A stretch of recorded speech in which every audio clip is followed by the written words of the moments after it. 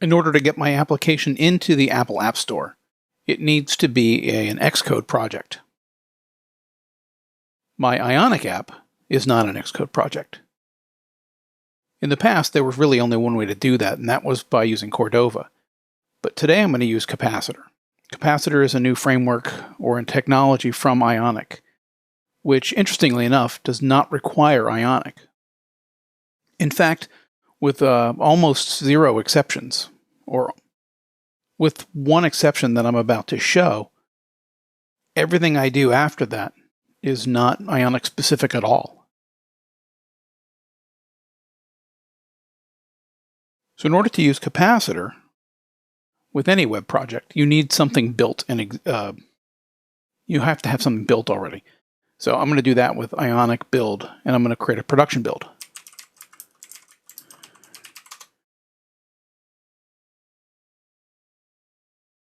From this point forward, it doesn't matter if I'm using an Ionic app, a non-Ionic app.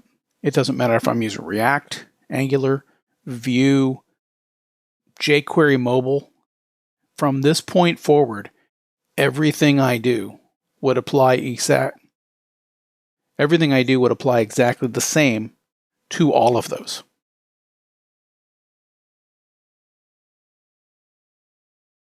At this point, I have a built website, a complete web application inside of the build folder. But I don't yet have Capacitor.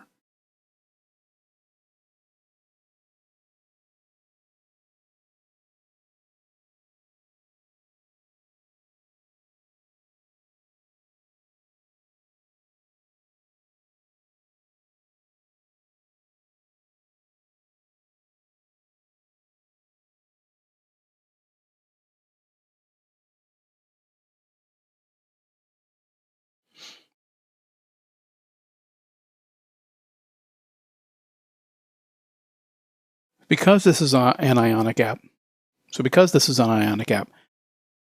I'm going to use Ionic to add Capacitor.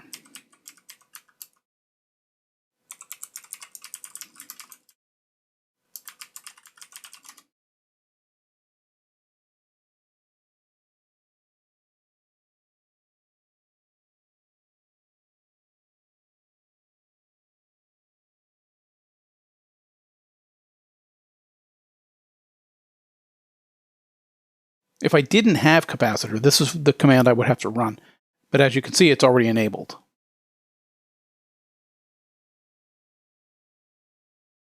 So now the next thing to do is to add Capacitor to the project. And we do that with npx cap add iOS. And remember, npx is Node's way of executing a command that's not in your system's directory, but installed somewhere inside of your Node modules. And because Capacitor is installed locally, it's not on my normal command path.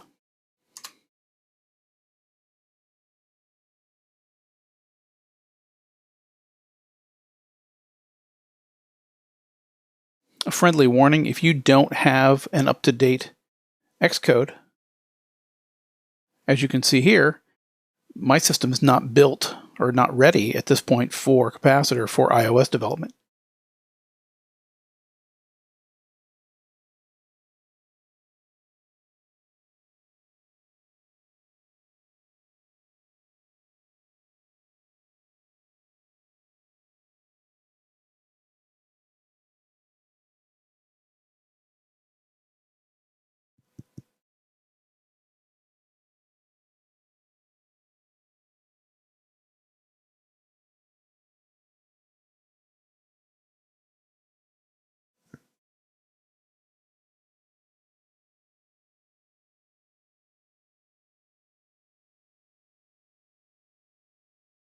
So the problem here is I don't have Xcode completely installed with everything I need.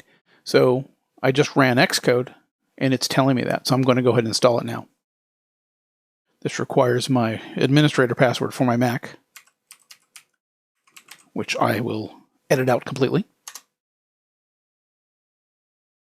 Arguably, getting your application to Xcode is one of the most frustrating and time-consuming and difficult aspects of building a mobile app. I think this is why a lot of developers are moving to progressive web apps or PWAs. It's certainly one of my primary reasons. That and the fact that you have to pay Apple $99 a year. Things are a little better on the Google Play side, but quite frankly, other than the pricing, it's not a whole lot better. I'll cover Google Play in a different set of videos.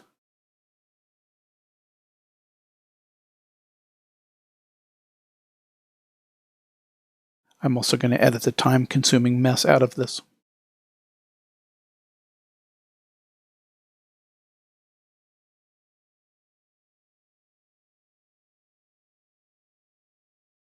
Okay, Xcode seems to be happy now, so I'm going to go ahead and quit out of it. And I'm going to run that command again just to see that it, hopefully it'll complete correctly this time.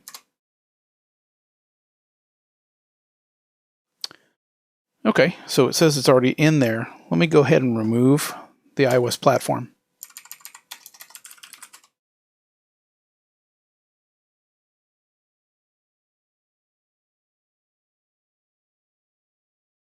You would think remove would be the right command, but it isn't. In fact, the command is right in front of us. It tells us just to go ahead and remove the folder. So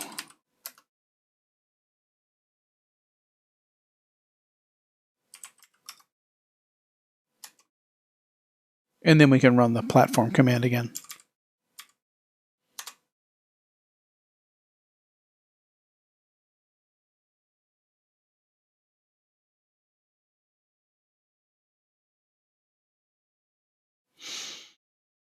It is not liking this at all.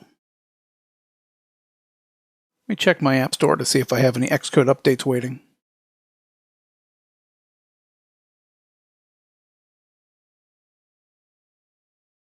There are not.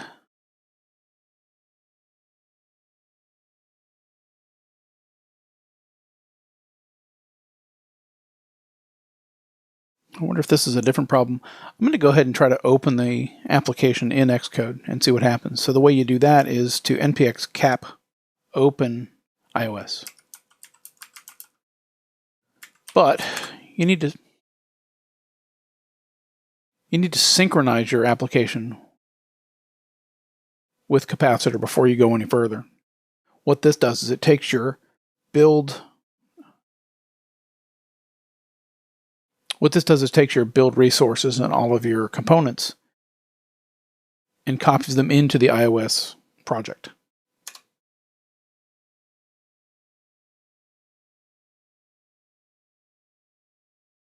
So the Xcode select error is still there.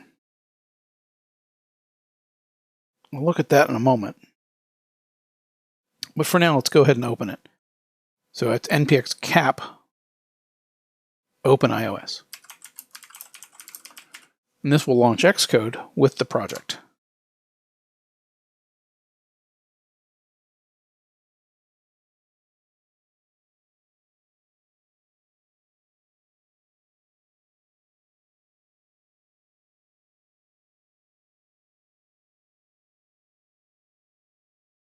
So I'm going to go ahead and build it with Command B.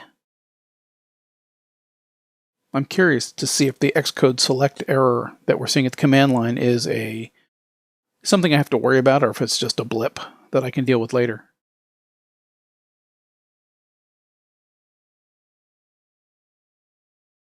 The build succeeded. So now let's see if we can run it, and if we do, we'll select. You can either select a real device or a simulated device. I'm good with the iPhone SE, so let's go ahead and see if we can run the application on there.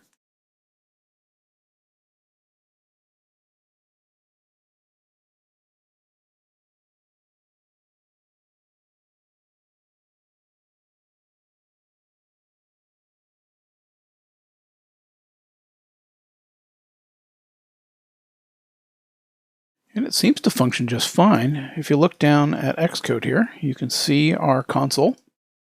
So any console.log messages that are happening or any errors that are running, any errors that we encounter while we're running will appear here. So I should be able to use this just as we normally did.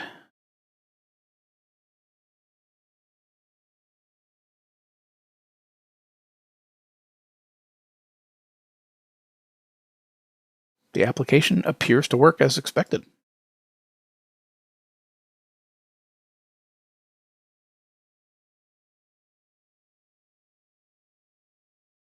That's as far as we need to dig into Capacitor. I will look into that Xcode select error, but it does not seem to be affecting what we need to at this time.